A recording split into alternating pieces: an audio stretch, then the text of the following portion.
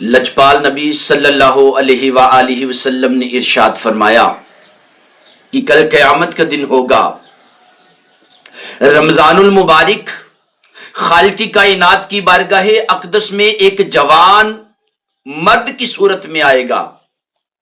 اللہ رب العزت کی بارگاہ اقدس میں وہ سجدے میں چلا جائے گا۔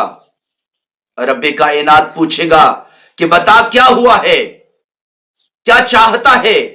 تو رمضان کہے گا خالق کائنات میں تیری عوام کے پاس گیا، تیرے لوگوں کے پاس گیا تو انہوں نے کھلی باہوں سے میرا استقبال کیا، انہوں نے مجھے خوش آمدید کہا، اور پھر رمضان المبارک پر آنے پر انہوں نے منہ نہیں بنایا۔ رب کائنات میں چاہتا ہوں کہ تو ان سے بہتر معاملہ فرما۔ خالق کائنات نے فرمایا ما تریدو، تو کیا چاہتا ہے؟